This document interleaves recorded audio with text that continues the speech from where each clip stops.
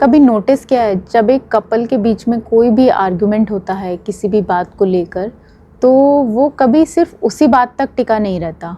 एक छोटी सी चीज़ जैसे कि तुमने मेरी बात नहीं सुनी और धीरे धीरे पुरानी बातें निकल के आने लगती हैं। तुम्हें वो दिन याद है जब तुमने भी ऐसा किया था? और फिर एक छोटी सी डिस्कशन ना पुरानी किताब की तरह खुलने लगती हैं। हम पिछले सारे अपने गिले शिकवे जो है वो बाहर निकालने लगते हैं। होता है ना ऐसा? तो एक्चुअली ना ये हमारे ब्रेन की वजह से होता है। जब भी आर्गुमेंट होता है तो हमारा लॉजिकल ब्रेन टेम्परेरीली ऑफ हो जाता है और कंट्रोल किसके पास चला जाता है? हमारे सर्वाइवल ब्रेन या फिर इमोशनल ब्रेन के पास। तो जब भी ऐसा कोई आर्गुमेंट होता है तो ब्रेन को लगता है कि जैसे कोई डेंजरस सिचुएशन है। पर डेंजर होता क्या है इस सिचुएशन में? आपकी ईगो को थ्रेट होता है।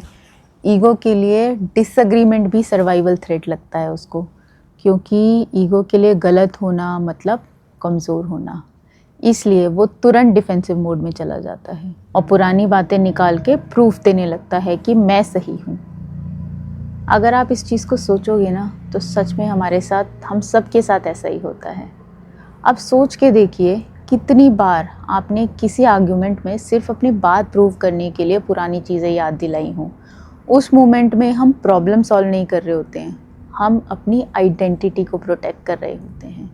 और जब हम अपनी आइडेंटिटी को प्रोटेक्ट करते हैं तब रिलेशनशिप की जो एनर्जी है वो ईगो का बैटलफील्ड बन जाती है।